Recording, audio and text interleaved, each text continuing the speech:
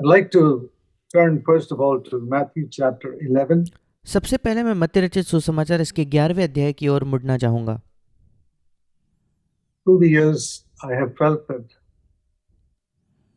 many Christians don't read the Word of God carefully.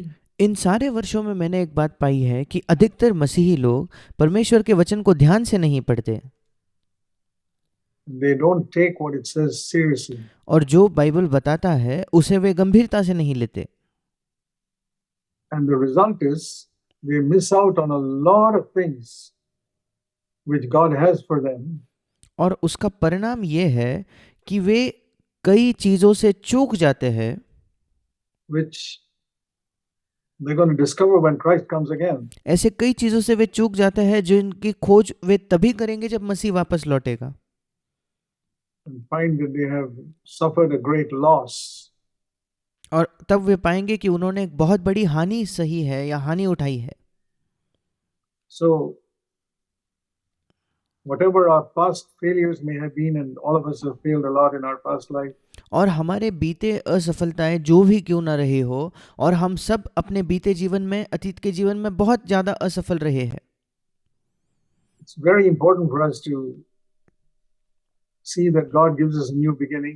बहुत महत्वपूर्ण है हमारे लिए यह देखना कि परमेश्वर हमें एक नई शुरुआत देता है And wants to do far more with every one of us than we think. और हम जितना सोचते हैं, हम में से प्रत्येक के जीवन में परमेश्वर बहुत ज़्यादा बढ़कर उससे करना चाहता है। So let me read first of all in Matthew chapter 11 and verse 11. और सबसे पहले मैं पढ़ना चाहूंगा मत्ती रचित सुसमाचार 11वां अध्याय उसका 11वां वचन। There are two great statements mentioned here. यहाँ दो महान कथन है। One is from the time of Adam right to Jesus, the entire history of the human race, all the millions of people that lived on the earth. एक तो आदम से लेकर यीशु मसीह के जन्म तक जो भी मनुष्य जाति का इतिहास रहा, वहाँ जो लाखों लोगों का जन्म उस समय हुआ होगा। Matthew 11:11, Jesus said the greatest person that was ever born was John the Baptist. उन सब लोगों में यीशु मसीह ने कहा मत्ती 11:11 में कि जितने लोगों का जन्म हुआ है उनमें से यूहन्ना बपतिस्मा देने वाला सबसे बड़ा है। Greater than Moses, greater than Elijah, Elisha, everyone. मूसा से महान, एलिया, एलिशा से महान, सब लोगों से महान, Great in God's eyes. परमेश्वर की आंखों में He महान। was the greatest of all of the men of God, all the men who ever were born. सारे पुरुष जिनका कभी जन्म हुआ होगा उन सबसे महान वो था। And there was something I read about him today which again challenged me. I mean, I've read it many times. और आज मैंने उसके विषय में ऐसा कुछ पढ़ा जिसने फिर एक बार मुझे एक चुनौती दी, और मैंने ये पहले भी कई बार पढ़ा है। And that is, here's a characteristic of John the Baptist, Matthew 3, verse 11. और यूहन्ना बपतिस्मा देने वाले का एक गुण यहाँ लिखा है, मत्ती 3 अध्याय 11वां वचन। Matthew 3:11 says, और मत्ती 3:11 कहता है, John the Baptist saying, as for me, I baptize you with water for repentance. यूहन्ना बपतिस्मा देने वाला कहता है, मैं तो पानी से तुम्हें मन फिराव का बपतिस्मा देता हूँ, But the one who's coming after me is mightier than I. परंतु जो मेरे बाद आने वाला है वो मुझसे शक्तिशाली है, And I'm not worthy to remove even his sandals. मैं उसकी जूती उठाने के योग्य नहीं। और इंग्लिश में लिखा है, मैं उसकी जूती खोलने के योग्य नहीं, जूते के जो बंद है होते हैं उसे भी खोलने के मैं योग्य नहीं हूँ। See, that's the statement that struck me. और वो एक कथन है जिसने मुझे प्रभावित किया। That John the Baptist felt that he was not even fit to be a slave. कि यूहन्ना बपतिस्मा देने वाला ये समझता था कि वो एक गुलाम होने या दास होने के भी योग्य To नहीं है, remove the shoes of Jesus कि वो एक ऐसे गुलाम होने के भी योग्य नहीं है कि वो यीशु मसीह के जूते उतारे, or the sandals they wore those days. या उन दिनों में जो सैंडल्स पहना करते थे उन्हें उतारने की भी वो योग्य नहीं है। When I think of the way a lot of Christians are today, और जब मैं सोचता हूँ कि आज कई मसीही किस प्रकार का व्यवहार करते हैं, they feel they're can be so familiar with Jesus as if he's some old buddy of theirs. वे सोचते हैं कि वो यीशु के साथ इतने जाने पहचाने, इतने एक निकटता दिखाते हैं मानो वे यीशु उनका बहुत पुराना कोई मित्र हो। Respect for him that John the Baptist had, many Christians should have more. और जो आदर यूहन्ना बपतिस्मा देने वाला यीशु का करता था, कई मसीहों का यीशु के लिए जो आदर है वो उससे बहुत बढ़कर होना चाहिए, They don't have it. पर उनके अंदर वो आदर नहीं है। There's no reverence वो आदर से आने वाला जो एक भय होता है वो नहीं है for Christ. मसीह के लिए।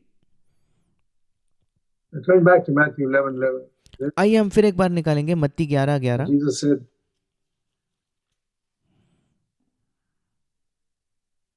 John the Baptist is the greatest person born until then. और आगे जाकर यीशु ने कहा कि तब तक जितने लोगों का जन्म हुआ है उनमें सबसे महान यूहन्ना बपतिस्मा देने वाला है, But the least person in the kingdom of heaven will be greater than him.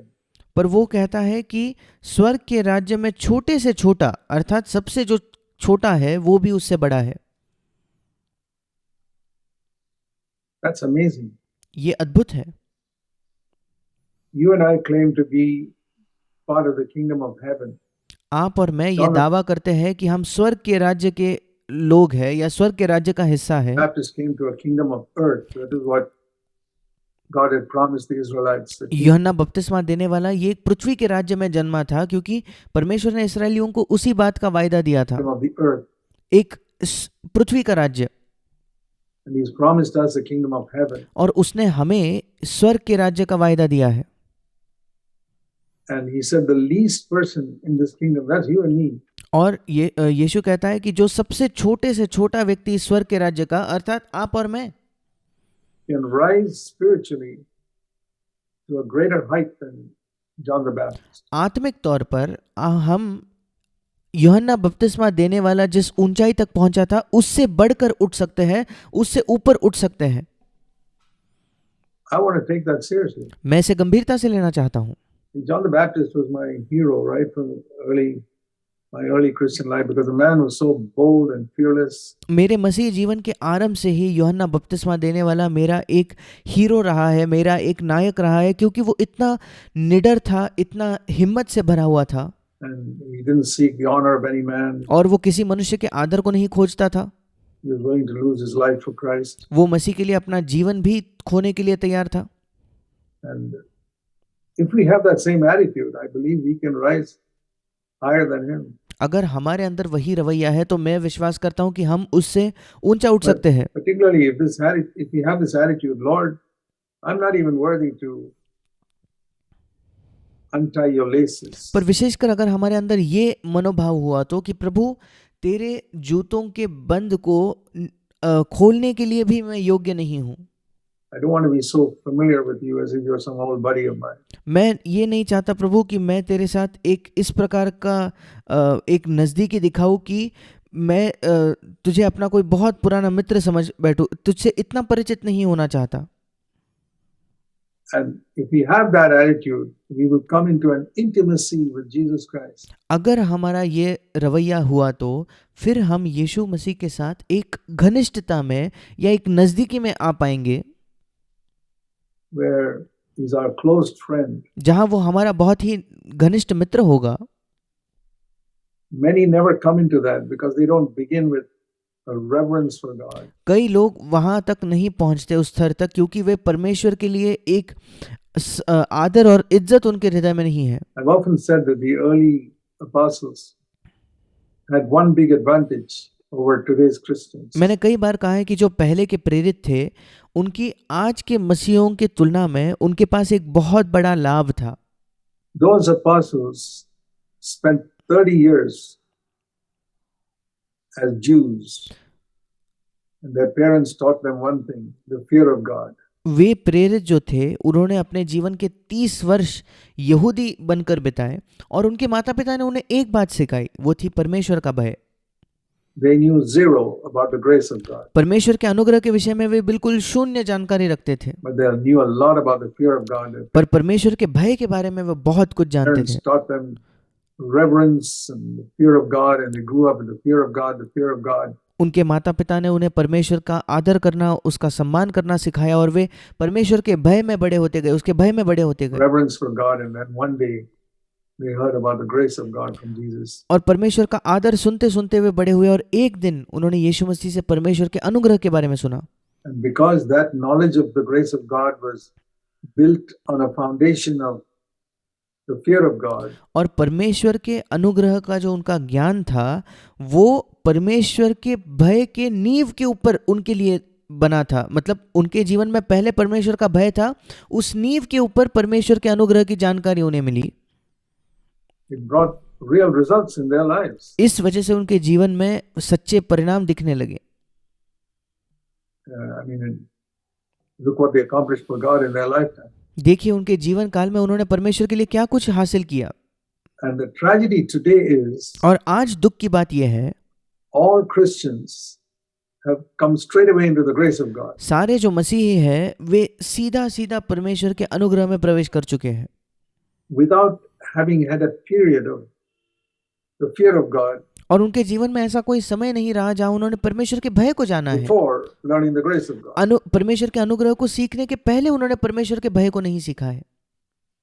So it's like children who have never known, for example, they take the contrast between a child who has grown up in poverty years and years and years, and then suddenly is taken into a king's palace and made the child of a king. और सोच कर देखिए, कोई एक छोटा बच्चा है जो कई वर्षों तक, एक व्यक्ति है जो जब उसके बचपन में कई वर्षों तक उसने गरीबी में बिताए हैं और बड़े होने के बाद अचानक उसको एक राजमहल में ले जाया जाता है।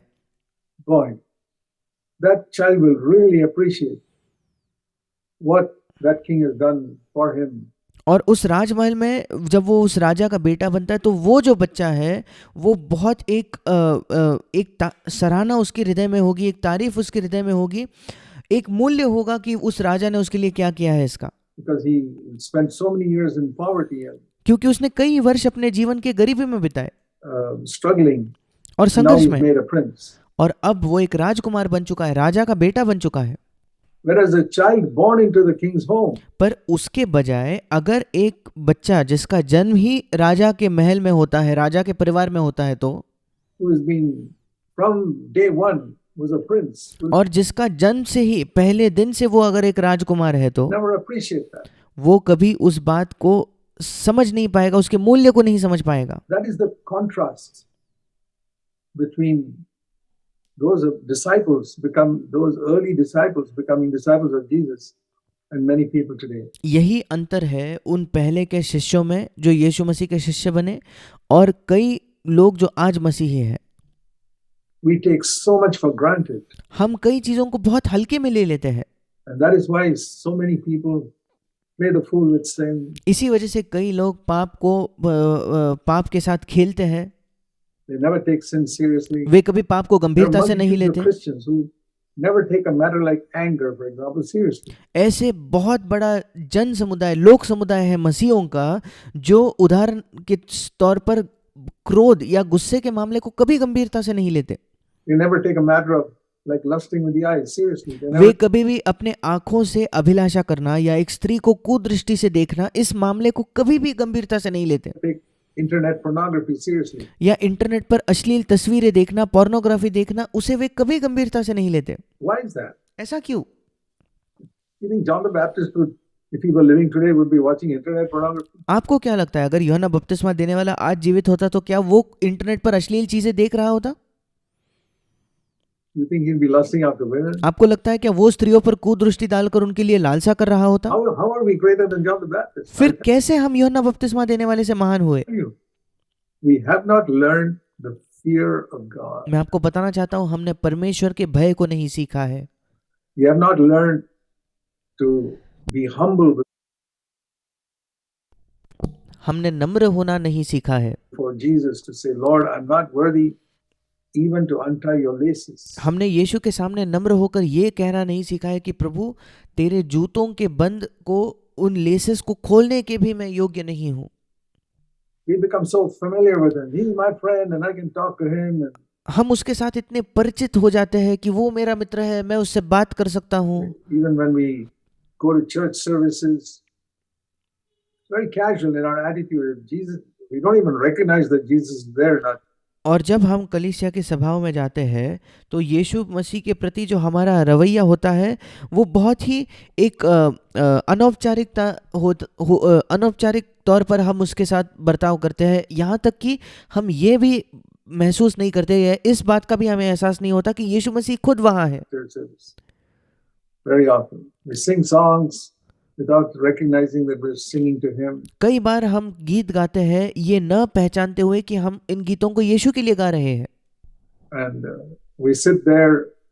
I mean, I've often thought if the President of the United States were sitting in our RLCF meeting, और हम वहाँ बैठते हैं और मैंने कई बार इस उदाहरण के विषय में सोचा है। सोच कर देखिए, अगर अमेरिका का राष्ट्रपति RLCF के इस सभा में आकर बैठा होता, इस कलीसिया में आकर बैठा होता, तो supposing he walked in, the President walked into RLCF meeting and sat there in the front. सोच कर देखिए, अमेरिका का राष्ट्रपति दरवाजे से अंदर आकर सबसे पहले पंक्ति में जाकर अगर वो बैठता है RLCF के कलीसिया में, तो throughout the service, you'll be conscious of the fact that He's there. पूरे सभा में जब तक कलीसिया खत्म नहीं हो जाती, आपको इस बात का एहसास होगा कि हाँ, राष्ट्रपति यहाँ है, राष्ट्रपति यहाँ है। But someone greater than the President is there. पर उस राष्ट्रपति से ज्यादा बड़ा और ज्यादा महान व्यक्ति वहां है। Said, where two or three are gathered, I'm in the midst of them. उसने कहा, जहां 2 या 3 मेरे नाम से एकत्रित हो, मैं उनके बीच में हूँ। But we don't seem to. We can go through a whole service without even recognizing it. पर हम एक पूरी कलीसिया की सभा में आकर भी हम उस बात का एहसास नहीं रखते, हम इस बात को नहीं पहचानते कि वो वहाँ है। Our mind is wandering here and there. हमारा मन यहाँ वहाँ भटक रहा होता है।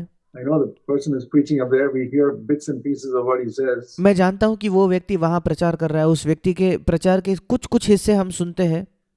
And most of the time our mind is wandering. I believe the Lord is present in our midst, even in a Zoom meeting like this. अधिकतर समय हमारा मन तो भटकते रहता है, और मेरा विश्वास ये है कि प्रभु हमारे साथ इस प्रकार से, जब हम जूम पर मिल रहे हैं, उस जूम पर भी प्रभु हमारे साथ उपस्थित है।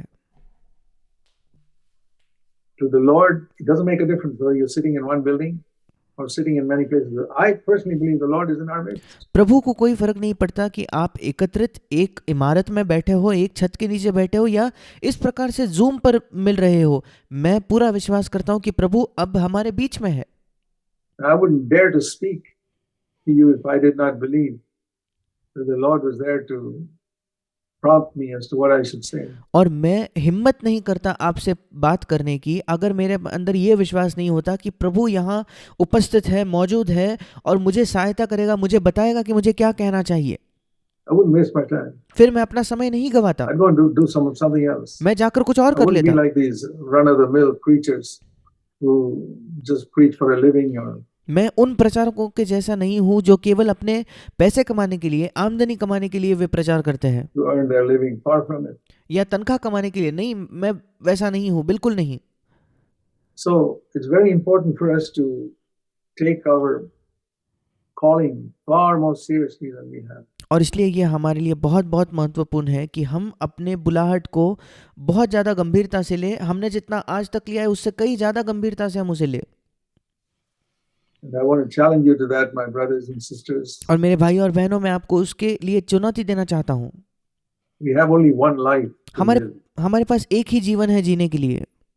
And when we meet the Lord face to face, और जब हम प्रभु को आमने सामने मिलेंगे, I often feel that I should have no regret over the way I lived for Him, at least from the time I got light. मैं कई बार सोचता हूँ कि मेरे हृदय में कोई पछतावा नहीं होना चाहिए मैंने किस प्रकार का जीवन जिया, कम से कम उस समय से जब मुझे इस बात पर ज्योति मिली या प्रकाश मिला। I have a lot of regret about my unconverted days. जब मेरा नया जन्म नहीं हुआ था, उन दिनों के विषय में मेरे हृदय में बहुत ज्यादा पछतावा और खेद है। All of us have regrets about how we lived our unconverted days when we didn't have light. और हम सबको बहुत ज्यादा पछतावा होगा हमारे उन दिनों के विषय में जब हमारा नया जन्म नहीं हुआ था, जब हमें कोई प्रकाश नहीं मिला था प्रभु से।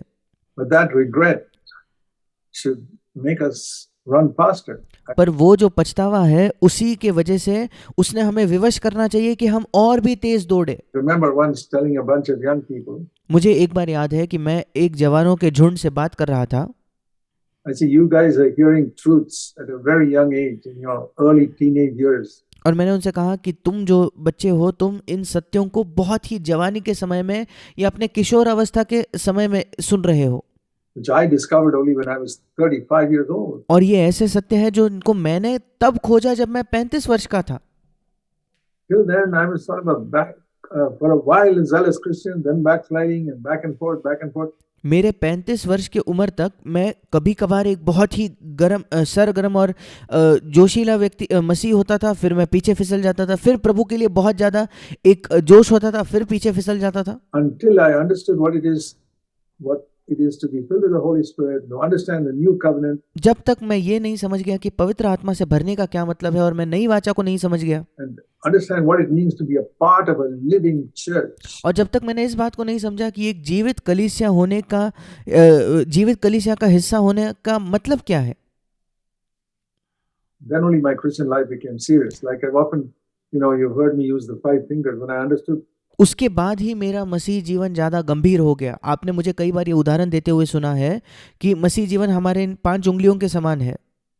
number one, what the blood of Jesus could do for me. जब पहले बार मुझे ये पता चला, पहली चीज़ कि मसीह का लहू मेरे लिए क्या कर सकता है, Not only blot out my sins, but such that God will not even remember it. केवल मेरे पापों को मिटा देना ही नहीं, बल्कि इतना शुद्ध करना कि परमेश्वर उन पापों को याद भी नहीं करता। What the Word of God, the importance of God's Word, to read the Bible regularly.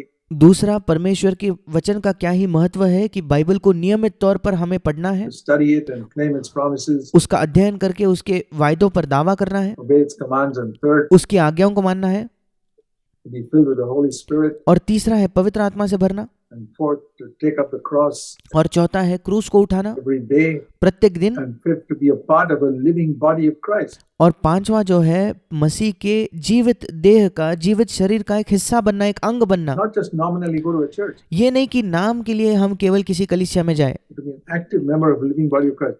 पर यीशु मसीह के जीवित शरीर का एक अंग बन जाना, एक हिस्सा बन जाना, Once I understood these एक सक्रिय अंग बनना। 5 things, which is, I was about 35 years old by then. एक बार जब आखिरकार जब इन 5 चीजों को मैं समझ गया, तब मैं 35 वर्ष का हो चुका था। And then my Christian life began seriously. It was then only that I really began to run full speed. फिर मेरा मसीह जीवन गंभीरता से शुरू हुआ, और उसके बाद ही मैं पूरे तेजी से दौड़ने लगा। The race.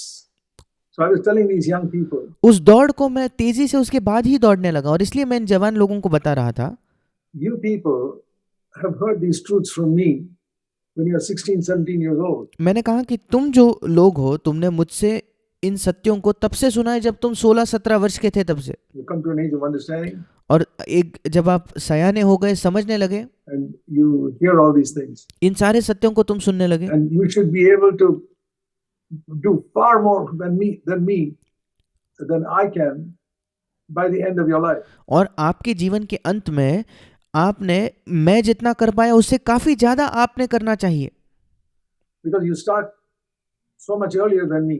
क्योंकि मुझसे जल्दी आपने शुरुआत की है। I started at 35 and you started at 16 or 17. मैंने 35 की उम्र में शुरुआत की, तुमने 16 या 17 की उम्र में शुरुआत की है। Think of how much further you can go. सोच कर देखिए कि तुम कितना आगे जा सकते हो। But I said, I don't think you will go there. पर मैंने कहा, मुझे नहीं लगता तुम वहां जाओगे। I don't think you'll go further than me because of one reason. मुझे नहीं लगता कि तुम मुझसे आगे जाओगे, एक कारण के लिए। I'm so repentant of my years of failure that I run at a terrific speed in following Jesus. मुझे इतना पछतावा है और मैंने इतना मन फिराया है उन वर्षों के लिए जब मैं गंभीर नहीं था या प्रभु को नहीं जानता था, कि मैं ज्यादा गति से यीशु के पीछे दौड़ रहा हूं उसका अनुसरण करने में। And you guys don't feel that way, and you guys sluggishly seek to follow the Lord. और आपको वो पछतावा नहीं है, इसलिए आपको वो एहसास नहीं है, इसलिए आप बड़े आलसी रूप में प्रभु के पीछे चल रहे हो, And that's why you will not overtake me. और इसी वजह से आप मेरे आगे नहीं जा सकते इस दौड़ में। You can if you are zealous, अगर आप बहुत ही जोशीले हो तो आप जरूर जा सकते हो, but you take the Christian life so casually. पर आप No Christians are like that. पर आप मसीह जीवन को बहुत ही हल्के में लेते हो। अधिकतर मसीह ऐसे है। So God is a rewarder of those who diligently seek Him. और परमेश्वर उन लोगों को प्रतिफल देता है जो पूरे हृदय से उसे खोजते हैं। That's very clear in Hebrews 11:6. He ये does not ये बहुत ही साफ तौर पर लिखा है इब्रानियों 11:6 में। reward the casual person who comes along to a meeting. वो उसको प्रतिफल नहीं देता जो बहुत ही आसानी से ऐसे ही यूं ही किसी सभा में आ जाता है। Yeah, it's oh, today is Wednesday, I better come to the meeting. Oh, today is not Sunday morning, you go to the service. और वो ये जो व्यक्ति कहता है अच्छा आज बुधवार है, ठीक है मैं सभा को जाता हूँ। अच्छा आज रविवार की सुबह है, ठीक है मैं सभा में जाता हूँ। Not zealous and wholehearted. वे सरगर्म नहीं है, उत्साही नहीं है, पूर्ण हृदय नहीं है। It's tragic. I mean, people who pursue scientific research, or people who research producing new medicines and all that, they are far more wholehearted. ये एक बिल्कुल ही दुख की बात है, क्योंकि वे लोग जो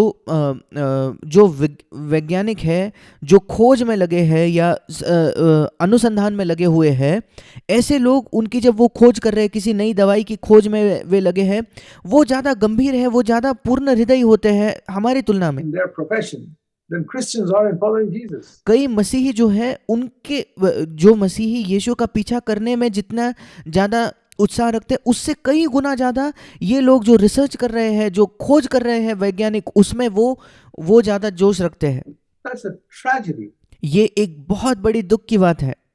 I say I should be more zealous in following the Lord than any human being is in any profession on earth. मैं कहता हूँ प्रभु के पीछे खोजने में, प्रभु के पीछे दौड़ने में मेरे अंदर ज़्यादा उत्साह होना चाहिए, मैं ज़्यादा सरगर्म होना चाहिए इसके बजाय कि इस संसार का कोई भी व्यक्ति अपने कोई भी काम में जितना उत्साह रखता है उससे भी ज्यादा।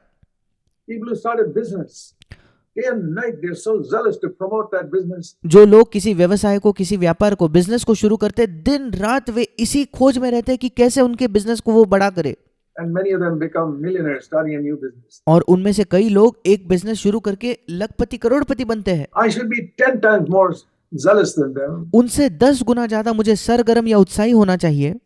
And they're zealous to make money, and I'm working for the kingdom of God. I should be far more zealous than them. क्योंकि उसका लक्ष्य है पैसा कमाना और मैं परमेश्वर के राज्य के लिए काम कर रहा हूं, तो उससे कितना गुना ज्यादा मुझे उत्साही होना चाहिए। I want to ask you, my dear brothers, मैं आपसे पूछना चाहता हूं मेरे प्रिय भाई और बहनों, are you really zealous to follow the Lord? क्या आप वाकई उत्साही हो, सरगर्म हो यीशु प्रभु का पीछा करने के लिए? How grateful are you to the Lord for all that He's done for you? आप कितने ज्यादा आभारी हो, कृतज्ञ हो कि जो भी प्रभु ने आपके लिए किया है उसके प्रति आप कितना ज्यादा धन्यवादी हो। I'm challenged by John the Baptist, I'll tell you that. मैं आपको बताना चाहता हूँ यूहन्ना बपतिस्मा से मैं चुनौती पाता हूँ। How he never sought anything on this earth. He कैसे उसने इस पृथ्वी पर किसी भी बात की खोज नहीं just की, wanted to live for God because वो केवल प्रभु के लिए, परमेश्वर के लिए जीना चाहता था। God had called him and he felt he was not even worthy to untie the laces of Jesus Christ. क्योंकि उसे लगा कि परमेश्वर ने उसे बुलाया है और उसे लगता था कि वो इस योग्य भी नहीं कि वो यीशु मसीह के जूतों के उस लेस को खोल सके। So in what way is it true what Jesus said here in Matthew 11:11 that the least person, now I'm glad he said the least person. अब किस प्रकार से जो भी यीशु ने यहाँ कहा मत्ती 11:11 में कि जो स्वर्ग के राज्य का सबसे छोटे से छोटा व्यक्ति है, और मैं बहुत खुश हूँ कि यीशु मसीह ने ये कहा कि सबसे छोटे से छोटा व्यक्ति। So as we look at all of us today in this meeting, और आज की इस सभा में जब हम सब की ओर देखते हैं, well, some are more spiritually minded and some are less spiritually minded. कुछ लोग ज्यादा आत्मिक तरीके से सोच रखते हैं, कुछ लोग कम आत्मिक तरीके से सोचते हैं। It's true. ये सच है। Not all believers in a church are equally spiritually minded. किसी भी कलीसिया के सारे विश्वासी एक ही स्तर से आत्मिक तरीके से नहीं सोचते। And let me say this, if you think among all the people in today's meeting or in your local church, और मैं ये कहना चाहता हूँ, अगर आपको लगता है कि आज आपके स्थानीय कलीसिया में या आज के सभा में सारे के सारे लोग, you are the least spiritually minded, उन सारे लोगों के बीच में सबसे कम आत्मिक सोच रखने वाले व्यक्ति अगर आप हो तो, or you feel you're the least among all the believers, then this promise is for you. या आपको लगता है सारे विश्वासियों में से सबसे कम, सबसे छोटे आप हो तो, फिर ये वायदा आपके लिए है। Yeah. I'm not talking about the most spiritual here. हाँ, सबसे ज्यादा जो आत्मिक व्यक्ति है उसकी बात नहीं हो रही यहाँ। Matthew 11:11. The least, मत्ती 11:11 कहता है स्वर्ग के राज्य में छोटे से छोटा, the person who is absolutely last in the line. जो व्यक्ति उस कतार में सबसे अंतिम नंबर पर खड़ा है, Many others have gone ahead of him. The उससे कई दूसरे लोग उससे आगे निकल चुके हैं। last in the line जो उस कतार में सबसे पीछे है in the kingdom of heaven स्वर्ग के राज्य में, can be greater than John the Baptist. वो बपतिस्मा देने वाले यूहन्ना से बड़ा हो सकता है। Will you take that seriously क्या आप इसे गंभीरता से लोगे and say, Lord, forgive me for my casual attitude to Christianity? और ये कहोगे कि प्रभु मसीहत के प्रति मेरा जो बहुत ही एक मैं उसे हल्के में लेता हूं, उसके लिए तो मुझे क्षमा कर। I've been so sluggish मैं इतना आलसी रहा हूं, and lazy. इतना आलसी और इतना धीमा रहा हूं। I want to be wholehearted and radical मैं पूर्ण हृदय और उग्र होना चाहता हूं प्रभु from today onwards. आज से। I'm sure in your life you've made many good resolutions और मैं निश्चित हूं कि आपने अपने जीवन में कई अच्छे निश्चय लिए होंगे in the past. अतीत में। Yeah, and you may say, well, I can make one today, but it's not going to be any better than the previous one. और शायद आप ये कह सकते हो कि हाँ, आज भी मैं एक निर्णय या एक निश्चय ले सकता हूं, पर अतीत से तो कुछ ये बेहतर नहीं होने वाला। See, if you start out with that attitude of unbelief, yeah, I made so many resolutions and this one is not going to be any better. अगर आप इस अविश्वास के साथ शुरू करते हो कि मैंने अतीत में तो कई निर्णय लिए थे प्रभु के लिए और इसलिए आज भी कुछ उससे बेहतर नहीं होगा, You talk like that, it will not be better. अगर आप ऐसे ही बात करते हो तो वो जरूर बेहतर नहीं होगा आपके इसके अतीत के निर्णयों से। Agree. मैं उससे सहमत हूँ, Because your whole attitude is negative. क्योंकि आपका रवैया ही नकारात्मक है। You say, Lord, I want it. और आप कहिए कि प्रभु मैं ये चाहता हूँ, I have a lack in my life, but Lord, I really am grateful to you for all that you, first of all, did in coming to this earth for me. So, मेरे जीवन में एक कमी है, पर प्रभु मैं तेरे लिए बहुत ज्यादा धन्यवादी हूँ। सबसे पहले जो तू मेरे लिए इस पृथ्वी पर आया उसके लिए, all that you suffered for me, और तू मेरे लिए तूने जो पीड़ा या जो दुख उठाया उसके लिए, and in my own life. और उसी के साथ साथ मेरे जीवन में When I look at where I could have gone completely astray and way lost, मैं पूर्ण तौर पर भटक सकता था, दूर जा सकता था, खो सकता था, but you reached out and found me and brought me where I am, पर तूने मुझे ढूंढा और तू मेरे पास आया और तूने मुझे अपने पास लाया, and you placed me in such a good church. और तूने मुझे इतने अच्छे कलीसिया में रखा है प्रभु। Thank God it's not a mega church where you're just lost in the crowd. प्रभु का धन्यवाद हो कि आप किसी मेगा चर्च ऐसे लाखों की संख्या के कलीसिया में नहीं हो जहां आप उस भीड़ में खो जाते हो। You placed me in a church of a few people who love one another, आपने मुझे एक ऐसे कलीसिया में रखा है, ऐसे लोगों के बीच जो एक दूसरे से प्रेम करते हैं, and where you hear the truth so clearly, and nobody's out to get any money off you, and nobody's out to take advantage of any of, and no, there's no pastor here who's trying to run your life. जहां आप इतने अद्भुत सत्यों को सुन सकते हो, यहाँ कोई आपके पैसे में दिलचस्पी नहीं रखती, कोई आपके पीछे नहीं है, कोई पास्टर ये नहीं है इस कलीसिया में जो आपके जीवन को चलाना चाहता है या आपके जीवन पर नियंत्रण रखना चाहता है। There's no pastor who's asking you for your money. कोई पासवान नहीं है जो आपका पैसा मांग रहा है। And what a wonderful church God has brought you into. और कितने अद्भुत कलीसिया में प्रभु आपको ले आया है। I mean, all the surroundings spiritually are so good. आपके आसपास का जो सारा वातावरण आत्मिक तौर पर इतना अच्छा है that you should be making tremendous progress in your life. कि आपने अपने जीवन में बहुत ज्यादा विकास, बहुत ज्यादा उन्नति करनी चाहिए। So I want to help you in that direction. और उसी दिशा में मैं आपकी सहायता करना चाहता हूँ। There are two passages. They're talking about how are we greater than John the Baptist. और दो शास्त्र भागों को हम देखेंगे और हम इसकी बात कर रहे हैं कि यूहन्ना बपतिस्मा देने वाले से हम कैसे बड़े हैं। Let me show you two passages of scripture. First मैं आपको बाइबल के दो शास्त्र भाग दिखाना चाहता हूँ। of all, in Hebrews 8. सबसे पहले इब्रानियों की पत्री 8वां अध्याय। These are passages that I've spoken of before.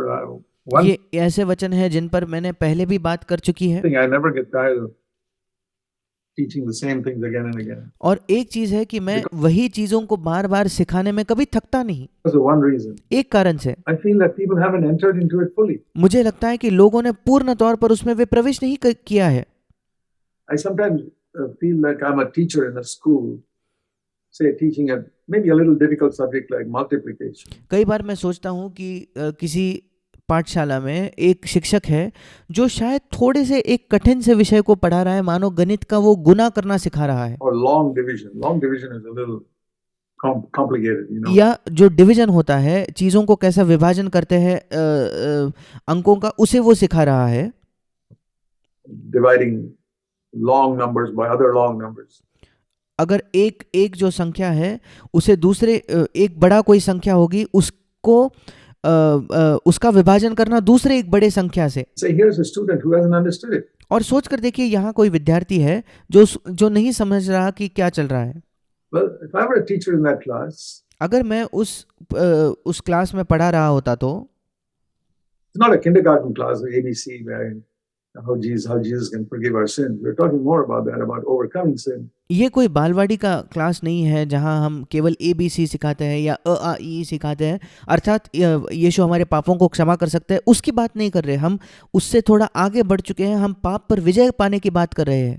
Becoming holy. We're talking about long division. और पवित्रता की बात कर रहे हैं, अर्थात हम विभाजन की बात कर रहे हैं, बड़े संख्याओं को दूसरे बड़े संख्याओं से विभाजन करना।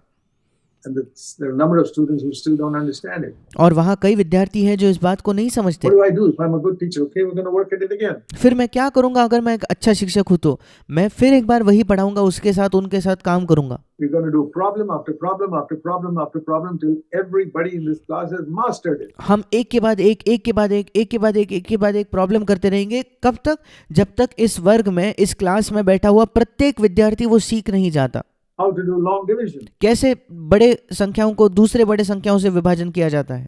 Because that's an important part of mathematics. क्योंकि गणित का वो एक बहुत महत्वपूर्ण हिस्सा है। It's the same way when you come to the new covenant. बिल्कुल वैसे ही जब आप नई वाचा में आते हो, To understand the new covenant. नई वाचा समझने के The लिए, vast majority of Christians in the world, I tell you, born again Christians, don't have a clue about the new covenant. मैं आपको बताना चाहता हूँ, इस संसार के अधिकतर जो मसीह है उन्हें कोई वे जानते ही नहीं कि नई वाचा क्या है। I've seen a lot of them, and the vast majority of people who speak in tongues don't have a clue about the new covenant. और मैं उनमें से कईयों से मिल चुका हूँ, और मैं ये भी बताना चाहता हूँ, एक बहुत बड़ा समुदाय मसीही लोगों का जो अन्य भाषा में बात करता है, वे भी ये नहीं जानते कि नई वाचा क्या है। And I tell you, when you come into the new covenant is 1,000,000 times more important than speak in tongues. और मैं आपको बताना चाहता हूँ, नई वाचा में प्रवेश करना अन्य भाषा में बात करने से करोड़ों गुना बेहतर है। You will not lose anything in eternity if you never spoke in tongues. आप अनंत काल में कुछ भी नहीं खोगे, कोई भी चीज से चूक नहीं जाओगे अगर आपने अन्य भाषा में बात नहीं की है तो। But you lose a lot in eternity. You haven't understood the new covenant. पर आप अनंत काल में बहुत कुछ खो दोगे अगर आप नई वाचा को नहीं समझे हो तो।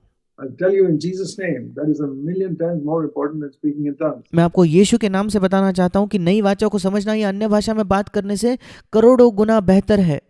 And I'm speaking as one who do speak in tongues myself. और मैं ये कह रहा हूँ क्योंकि मैं खुद अन्य भाषा में बात करता हूँ। But new covenant is 1,000,000 times more important for me. पर नई वाचा मेरे लिए करोड़ों गुना ज्यादा बेहतर है, ज्यादा महत्वपूर्ण है। So Hebrews 8. और इब्रानियों 8 Understand this new covenant very clearly. It's very, very simple. नई वाचा को बड़ी स्पष्टता से हमें समझना है, और ये बहुत बहुत आसान है। 3 things that you must be rooted in your mind. 3 चीजें जिनमें आपको एक जड़ पकड़नी है, आपके मन में जकड़े जाना है। John the Baptist was under the old covenant. यूहन्ना बपतिस्मा देने वाला पुरानी वाचा के अधीन था। And that's why he said the least person in this kingdom of heaven, which is the new covenant, is greater than John the Baptist. इसी वजह से यीशु ने कहा, स्वर्ग के राज्य में जो सबसे छोटे से छोटा व्यक्ति वो बपतिस्मा देने वाले यूहन्ना से बढ़कर है, बड़ा है। Why? क्यों? Number 1, there are 3 things mentioned here. सबसे पहली चीज, 3 बातें यहाँ लिखी है नई वाचा के विषय में। Beginning at, the Lord says, I'm making a new covenant with you. Hebrews chapter 8, verse 8. इब्रानियों 8:8 में प्रभु कहता है कि देखो मैं तुम्हारे साथ एक नई वाचा बांधूंगा। And when he says a new covenant, verse 13, he has abolished the first one. और 13 वचन कहता है, नई वाचा की स्थापना से उसने प्रथम वाचा को पुरानी ठहरा दिया या उसे रद्द कर दिया गया है। That old covenant under which John the Baptist lived and came to such a godly life, वो पुरानी वाचा जिसके अधीन यूहन्ना बपतिस्मा देने वाला जिया और इतने ईश्वरीय जीवन में उसने प्रवेश किया था, that has been abolished वो पुरानी वाचा रद्द कर दी गई है because it was not good enough. क्योंकि वो पर्याप्त मात्रा में अच्छी नहीं थी। Imagine सोच कर देखिए, a covenant that made John the Baptist such a fine man एक वाचा जिसके वजह से यूहन्ना बपतिस्मा देने वाला ऐसा अद्भुत व्यक्ति बन गया था, was not good enough वो वाचा इतनी पर्याप्त अच्छी नहीं थी in God's eyes. There was परमेश्वर की नजरों में something better for us. कि परमेश्वर ने उससे भी बेहतर चीज हमारे लिए ठहराई है। God has provided something better for us. परमेश्वर ने हमारे लिए कुछ बेहतर ठहराया है। That's repeated in Hebrews. Hebrews is a great book that says that again and again. और इब्रानियों ये एक अद्भुत पुस्तक है जो ये बार बार यही बात को कहती है। See Hebrews 11 for example. और यही बात दोहराई गई है इब्रानियों 11 में। After saying all these wonderful things about these old covenant people, पुरानी वाचा के लोगों के बारे में सब अद्भुत अद्भुत बातें कहने के बाद many great men of God in the old covenant, and John the Baptist is not even mentioned here. परमेश्वर के कई अद्भुत लोग यहाँ उनका वर्णन किया गया है, पर यूहन्ना बपतिस्मा देने वाले का जिक्र भी नहीं किया गया इस अध्याय में। Even though he was the greatest of all this crowd, starting from Abel. इसके बावजूद कि वो इस बड़े झुंड में सबसे महान था, ये जो बड़ी एक भीड़ है जिसकी शुरुआत हाबिल से होती है इब्रानियों 11 में, all the way down to the end. हाबिल से लेकर अंत तक जितने लोगों का वर्णन किया गया है, And John the Baptist is not even mentioned. और यूहन्ना बपतिस्मा देने वाले का जिक्र भी नहीं है। He was 11, but he was greater than all of them. इब्रानियों 11 में उसका कोई जिक्र नहीं है, पर उन सब लोगों से वो महान था। But it says here, including him, that all these people, Hebrews 11:39, and that includes John the Baptist. और उसके बावजूद यहाँ लिखा है इब्रानियों 11:39 में कि इन सब लोगों से बेहतर या इन सब लोगों से भी, और इसमें यूहन्ना बपतिस्मा देने वाला भी शामिल है, They gained the approval of God to some extent, but they did not receive all that was promised. और वहाँ लिखा है कि विश्वासी के द्वारा इन सब के विषय में अच्छी गवाही दी गई, मतलब परमेश्वर का उन्होंने स्वीकृति प्राप्त की, पर उन्हें प्रतिज्ञा की हुई वस्तु नहीं मिली, Because God had provided something better for us. क्योंकि परमेश्वर ने हमारे लिए पहले से एक उत्तम बात या बेहतर बात ठहराई है। Have you read these words? English में बेहतर लिखा है, हिंदी में उत्तम लिखा है। क्या आपने इन वचनों को पढ़ा भी है? That the entire crowd of people who lived right up to the time of John the Baptist, including John the Baptist, कि वो बड़ी भीड़ लोगों की जो यूहन्ना बपतिस्मा देने वाले यूहन्ना के समय तक जीवित थे, जिसमें यूहन्ना बपतिस्मा देने वाला भी शामिल था, did not receive what God had promised. उन सब लोगों ने उसे प्राप्त नहीं किया जिसकी प्रतिज्ञा प्रभु ने की है, Because God has provided something better for us. क्योंकि परमेश्वर ने हमारे लिए एक बेहतर बात ठहराई है। And I believe that is to partake of God's own nature. और मेरा विश्वास है वो बेहतर बात यह है कि हम परमेश्वर के अपने स्वभाव में सहभागी हो सकते हैं। Nobody in the old covenant could take part in God's nature. पुरानी वाचा में कोई भी नहीं था जो परमेश्वर के अपने स्वभाव में सहभागी हो सकता था। I want to tell you, my dear brothers and sisters, मेरे प्रिय भाई और बहनों, मैं आपको बताना चाहता हूँ, after you were born again, your life has improved a little bit. आपके नए जन्म के बाद आपका जीवन थोड़ा बहुत सुधर गया है, ये अच्छा है। But there's a world of difference between an improved life and partaking of God's own nature. पर एक ऐसा जीवन जिसमें सुधार आ गया है और एक ऐसा जीवन जो परमेश्वर के स्वभाव का सहभागी बन गया है, इन दोनों में बहुत बड़ा अंतर है। The Holy Spirit did not come here to give us instructions on how to live a better life. पवित्र आत्मा यहाँ इसलिए नहीं आया कि वो हमें सूचनाएं दे कि हम एक बेहतर जीवन कैसे जी सकते हैं। He came to make us partaker of God's own nature. वो आया इसलिए ताकि हम परमेश्वर के स्वभाव के सहभागी बन सके, उसके स्वभाव को समझ सके, उसमें एक हिस्सा ले सके। See, you look at animals, for example. उदाहरण के तौर पर आप जानवरों को देखिए। The Bible speaks, and let me give you one example. मैं आपको एक उदाहरण देता हूँ। In the Old Testament, it says Noah sent out 2 birds from the ark. You remember that? पुराने नियम में हम पढ़ते हैं कि नूह ने उस जहाज में से दो पक्षियों को भेजा था। क्या आपको वो उदाहरण याद है? You remember the first bird he sent out? He क्या sent आपको याद है पहला पक्षी क्या नूह ने भेजा था? out a उस dove नूह ने एक कबूतर को उस जहाज से and बाहर a भेजा, crow or a raven. और उसी के साथ साथ उसने एक कौवे को भी बाहर भेजा। Uh, the raven never came back.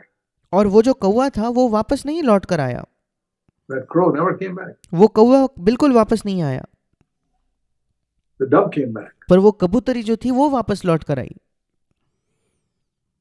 And then he sent out the dove again. और फिर उसने फिर एक बार उस कबूतरी को बाहर भेजा, And the dove came back with a leaf in his mouth. और वो दूसरे बार जब वो उस कबूतरी को भेजा तो वो एक पेड़ के उस पन्ने को लेकर आई।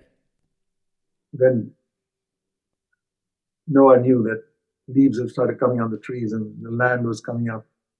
But why didn't the raven come back? और जब उस कबूतरी ने उस पत्ते को लाया तो वो नूह समझ गया कि अब पेड़ उगने लग गए और उस पर पत्ते आ रहे हैं, पर प्रश्न ये है कि वो कौवा क्यों नहीं वापस आया? Because there were so many dead bodies floating around and things lying around there with all the rain that had fallen. And क्योंकि वहाँ उस बारिश की वजह से, जो इतनी बारिश हुई थी, इतने सारे मरे हुए शव मनुष्यों के वहाँ पड़े थे।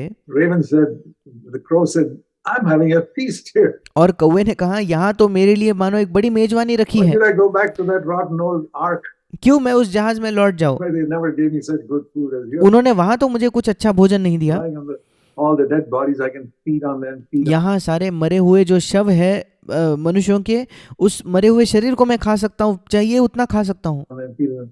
That's a picture of the carnal nature. ये हमारे शारीरिक स्वभाव का एक चित्र है, That loves so many things in the world and enjoys it so much. And जो हमारा शारीरिक स्वभाव है वो इस संसार के कई चीजों से प्रेम करता है और उन संसारिक चीजों में आनंद उठाता है। may visit the ark now and then, visit कभी कभार वो उस जहाज में जाता है, the church now and then. कभी कभार ऐसा व्यक्ति कलीसिया में जाता है। Its main love is in watching movies that are a little bit of dirt in it. पर उसका सबसे बड़ा प्रेम जीवन में उन चीजों में है कि वो ऐसे चलचित्र, ऐसे मूवीज देखना चाहते हैं जिसमें थोड़ी बहुत गंदगी है।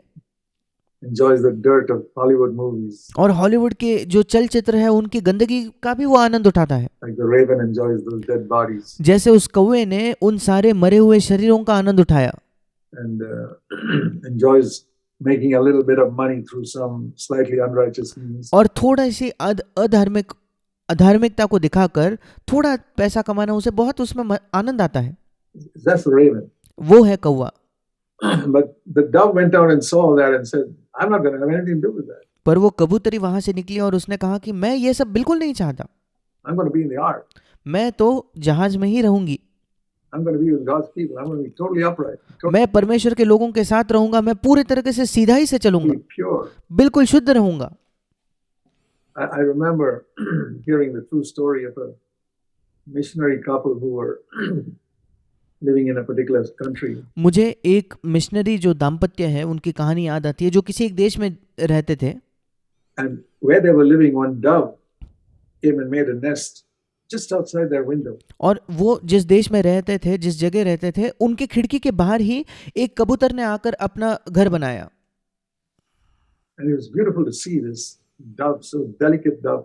और ये बिल्कुल नाजुक सा एक कबूतर उनके बाहर, उनके घर के बाहर रहता है, खिड़की के बाहर, बहुत अच्छा था देखने के लिए। And this brother said that if I ever raised my voice at my wife, the dove would fly away. और इस भाई ने देखा कि अगर मैं अपने पत्नी पर थोड़ा भी चिल्लाता हूं तो वो कबूतर उड़ जाता है डरकर। The sound, that scary sound of yelling. और वो चिल्लाने का जो एक डरावना आवाज है, Or if I bang the door shut, the dove would flee away. या मैं उस दरवाजे को बहुत जोर से बंद करता हूं, उसका आवाज सुनकर वो डरकर उड़ जाता है। Then everything is quiet and come back. और फिर सब कुछ शांत होने के बाद वो कबूतर लौट कर आता है। I saw something of the Holy Spirit there. और वहां मैंने पवित्र आत्मा के एक उदाहरण को देखा, That's a true story. और ये एक सच्ची कहानी है। The Holy Spirit's like a dove, पवित्र आत्मा एक कबूतर के समान the है, Bible says. बाइबल बताती है। He hears some yelling or anger in the house, he'll go away. वो जब किसी घर में चिल्लाना सुनता है, गुस्से को सुनता है, वो चले जाएगा, He'll leave you to yourself. वो आपको अपने हाल पर छोड़ देगा. Some ungodly noise, कुछ भक्तिहीन आवाज, something ungodly, ऐसी चीज जो ईश्वरीय नहीं है, he'll go away. वो चले जाएगा. I don't want him to go away. मैं नहीं चाहता कि वो चले जाए. I don't care what I lose on this earth. मुझे कोई फर्क नहीं पड़ता इस पृथ्वी पर मैं किस बात को खो रहा I want हूँ. the Holy Spirit with me all the time. मैं चाहता हूँ पवित्र आत्मा हमेशा मेरे साथ रहे. I want to ask you, my dear brothers, you really value the Holy Spirit more than your physical health and more मैं आपसे पूछना चाहता हूँ मेरे प्रिय भाई और बहनों, क्या आप पवित्र आत्मा को वाकई अपने शारीरिक स्वास्थ्य से भी बढ़कर समझते हो, than money, पैसे से बढ़कर समझते हो, more than anything else? किसी भी अन्य चीज से बढ़कर समझते हो? Then you'll understand the new covenant. तब आप नई वाचा को समझ जाओगे. Okay. The Lord says in Hebrews 8:8, I'll effect a new covenant. And there are three things I want you to see very clearly here. प्रभु इब्रानियों 8:8 में कहता है कि मैं एक नई वाचा बांधूंगा, और यहाँ तीन चीजें हैं जो मैं चाहता हूँ आप बड़े साफ साफ तौर पर उसे देख पाओ. Now, the first covenant, by the way, is obsolete. Verse और सबसे पहले पुरानी वाचा जो है, जो पहली वाचा जो है, वो रद्द कर दी गई है. 13. It's disappeared now. 13 वचन कहता है कि वो जीर्ण हो जाती है, उसका वो मिट गई है. Number one, I'll start with verse 12. और मैं 12 वचन से शुरू करना चाहता हूँ. पहली चीज, God says, I will not remember your past sins anymore. परमेश्वर कहता है कि मैं तुम्हारे अतीत के पापों को याद नहीं करूंगा. Now, all of us remember some of the terribly evil things we did in our past life. अब हम में से सब उन बहुत ही बदतर बुरी चीजों को याद कर सकते हैं जो हमने अपने अतीत के जीवन में किए थे, especially in our unconverted days. विशेषकर तब जब हमारा नया जन्म नहीं हुआ था. And if you're a real Christian, you have tremendous regret over it. और अगर आप एक सच्चे मसीही हो तो आपको बहुत ज्यादा खेद और पछतावा होगा उन दिनों के विषय में. If you have no regret over it, I doubt whether you're born again. अगर आपको उन दिनों का पछतावा नहीं है तो मुझे शक होता है कि आप वाकई नया जन्म पाए हो या नहीं. If you're really born again, you have tremendous regret over the ways in which you dishonored the Lord and displeased the Lord and hurt. अगर आपका वाकई नया जन्म हुआ है तो आपको बहुत ज्यादा दुख और खेद होगा कैसे आपने परमेश्वर का अनादर किया, परमेश्वर को अप्रसन्न किया, The Lord और कैसे प्रभु को चोट in पहुंचाई your past days. आपके अतीत के जीवन में. And sometimes we can feel so bad about it और कभी कभी हम उसके विषय में इतना बुरा महसूस करते हैं that it can discourage us. And the Lord says, don't worry. कि उस चीज से हम निराश हो सकते हैं, पर तब प्रभु कहता है कोई बात नहीं, I don't remember it. मैं उन चीजों को याद नहीं करता. I thank God for that. मैं उसके लिए प्रभु का धन्यवाद करता हूँ. I'm so thankful that there are whole sections of my past life which I'm ashamed of. Which the Lord says, I don't remember it. मैं बहुत ज़्यादा धन्यवादी हूँ कि मेरे अतीत के जीवन के ऐसे हिस्से हैं जिनके बारे में मैं बहुत शर्मिंदा हूँ, जिसके विषय में प्रभु कहता है मुझे वो याद भी नहीं. Thank you, Lord. I can come before Jesus and my Heavenly Father with no record of those years in my life of which I'm ashamed of. धन्यवाद प्रभु, आज मैं परमेश्वर पिता के सामने और यीशु मसीह के सामने ऐसे आ सकता हूँ उन दिनों के विषय में जिनके विषय में मैं शर्मिंदा हूँ, उसका कोई रिकॉर्ड नहीं है, उसका कोई लेखा नहीं है परमेश्वर के सामने. Thank God for such a salvation. परमेश्वर का धन्यवाद हो एक ऐसे उद्धार के लिए. That's a new covenant. That's the first thing you've got to start with. ये है नई वाचा, आपको यहीं से शुरुआत करनी चाहिए. If you don't start with that, you're not going to make progress. I'll tell you that. अगर आपकी शुरुआत वहां से आप नहीं करते तो आप उन्नति नहीं करने वाले, विकास नहीं करने वाले, मैं आपको बता देता हूँ. Believe in the power of the blood of Jesus मसीह के लहू के सामर्थ्य में विश्वास कीजिए to not only cover your sin, like कि वो ना केवल आपके पापों को ढक देता है, the Old Testament says in Psalm 32, blessed is the man whose sin is covered. जैसे पुराने नियम में होता था, जैसे भजन संहिता 32 अध्याय कहता है कि धन्य है वो व्यक्ति जिसके पाप को ढापा गया है, उसके पाप को मानो एक कपड़े से ढाप दिया गया है. Covered means you take a sheet and cover it. और ढकने का क्या मतलब है? मानो आप किसी शीट को या किसी कागज को लेकर उसे ढक रहे हो, उसके नीचे छिपा रहे हो. You can't see it, but you remove the sheet, you can see all the sins written down there. आप देख तो नहीं सकते, पर उस कागज को उठा लो, नीचे सारे पाप आपके लिखे हुए मिलेंगे। No, नहीं, now it is cleansed, अब हमारे पाप शुद्ध होते हैं, शुद्ध किए जाते हैं। like taking a wet cloth and wiping it off. मानो हमने किसी गीले कपड़े को लेकर उसे पोंछ दिया है, You can't recover what's written on that board again. और फिर उस बोर्ड पर जो लिखा है आपको मिलेगा ही नहीं। That's how our sins are wiped out. वैसे हमारे पापों को मिटा दिया गया है या पोंछ दिया गया है। And I know it's the devil who'd like to keep on reminding you, but you did this 20 years ago, or you did this 30 years ago. और मैं जानता हूँ कि शैतान को ये बहुत पसंद है हमें याद दिलाना कि नहीं तुमने 20 वर्ष पहले ये किया था, नहीं तुमने 30 वर्ष पहले ये किया था, Oh, do you remember what you did over there? या क्या तुम्हें याद है उस दिन तुमने क्या किया था। Yeah. I can't take it out of my memory. और फिर आप कह सकते हो कि हाँ, मैं अपने याददाश्त से तो उसे नहीं निकाल सकता। I remember all the useless, simple things I did in my unconverted days. Sure, I remember it. मुझे सारी व्यर्थ और पाप भरी चीजें याद है जो मैंने अपने नए जीवन, नया जन्म पाने से पहले किया था। निश्चित तौर पर मुझे वो सब याद है। God says, I don't. When He says, I will not remember it, it means I don't hold it against you. पर प्रभु जब कहता है कि मैं उसे याद न करूंगा, स्मरण न करूंगा, इसका मतलब मैं उन चीजों को तुम्हारे विरुद्ध नहीं पकड़ूंगा, मैं ये नहीं सोचूंगा कि ये चीजें तुम्हारे खिलाफ मैं याद नहीं रखूंगा। So I don't have one bit of condemnation today. और इसलिए आज मेरे जीवन में कोई दंड की आज्ञा नहीं है या अपराधी होने का कोई भाव नहीं है About any of my past life because of मेरे अतीत के जीवन के किसी भी विषय में, that promise. उस वायदे के वजह से।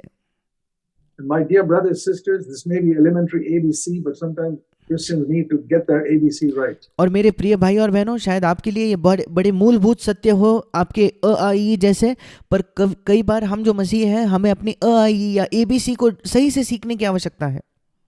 You know, if children don't understand ABC, they won't be able to read. अगर बच्चे ABC या अ आ ई नहीं समझते तो वो पढ़ना ही नहीं सीखेंगे। So you won't make progress in your Christian life if you're not absolutely sure that your past is blotted out. What did John the Baptist also? और अगर आप अपने मसीह जीवन में तब तक उन्नति नहीं करोगे जब तक आप बिल्कुल सुनिश्चित नहीं हो कि आपका अतीत मिटा दिया गया है, शुद्ध कर दिया गया है। Committed a lot of sins in his younger days. और यूहन्ना बपतिस्मा देने वाले ने भी अपने जवानी के दिनों में कई पाप किए होंगे, Just like anybody else. जैसे सब लोग करते हैं। He wasn't born a saint. वो कोई संत करके जन्मा नहीं था, But that tortured him all the time because पर उन पापों ने जो उसने जवानी में किए होंगे उसने उसे बहुत सताया होगा, no promise for him that the past was blotted out. क्योंकि उसके लिए कोई वायदा नहीं था कि उसका अतीत मिटा दिया गया है। God never told John the Baptist, your sins I'll not remember anymore. John the परमेश्वर ने कभी यूहन्ना बपतिस्मा देने वाले को ये नहीं कहा कि तुम्हारे पाप मैं फिर याद नहीं करूंगा। Baptist didn't live a perfectly holy life. यूहन्ना बपतिस्मा देने वाले ने कोई पूरा पवित्र जीवन नहीं जिया। The only one who lived a perfectly holy life was Jesus. इकलौता व्यक्ति जिसने सिद्धता से एक पवित्र जीवन जिया वो था यीशु मसीह। John the Baptist was an old covenant person and he must have sinned in more ways than you and me. और यूहन्ना बपतिस्मा देने वाला ये एक पुरानी वाचा का व्यक्ति था और आपसे और मुझसे ज्यादा तरीकों से उसने पाप किया होगा In his younger days. उसके जवानी के दिनों में, And he must have had a lot of guilt about it. और उसके बारे में बहुत एक अपराधी होने की भावना उसके हृदय में होती होगी। But there were the sacrifices in the temple by which he got some relief. But he पर मंदिर में कुछ बलिदान चढ़ाकर उसे थोड़ा आराम मिलता होगा, had no assurance that his past life was blotted out. पर उसे कोई आश्वासन नहीं था कि उसका अतीत का जीवन मिटा दिया गया है। The least in the kingdom of God is greater than John the Baptist. परमेश्वर के राज्य में, स्वर्ग के राज्य में जो सबसे छोटा है वो बपतिस्मा देने वाले यूहन्ना से महान है। I do not have to live tortured by the memory of a single thing that I have confessed and that is cleansed by the blood of Jesus Christ. मुझे उस पीड़ा के साथ जीने की ज़रूरत नहीं या उस पीड़ा के द्वारा सताए जाने की ज़रूरत नहीं कि मैंने अतीत में कोई पाप किया है, क्योंकि हर पाप मसीह के लहू के द्वारा शुद्ध किया गया है। There is no condemnation कोई दंड की आज्ञा नहीं है आज to those who are in Christ Jesus. उन लोगों के लिए जो आज मसीह यीशु में है। My dear brothers and sisters, it may be ABC, but I feel that some of you haven't got your ABC correct yet. मेरे प्रिय भाई और बहनों, मुझे लगता है ये आपके में से कुछ लोगों के लिए ABC या अ आ ई इतना मूलभूत होगा, पर मुझे लगता है आप में से कुछ है जिन्होंने अभी तक अपने अ आ ई को सही से नहीं सीखा है। And that's why I want you to be established in this. और इसी वजह से मैं चाहता हूं कि आप इन चीजों में स्थापित हो जाओ। बिल्कुल Very, very, very important. बहुत बहुत बहुत महत्वपूर्ण है ये।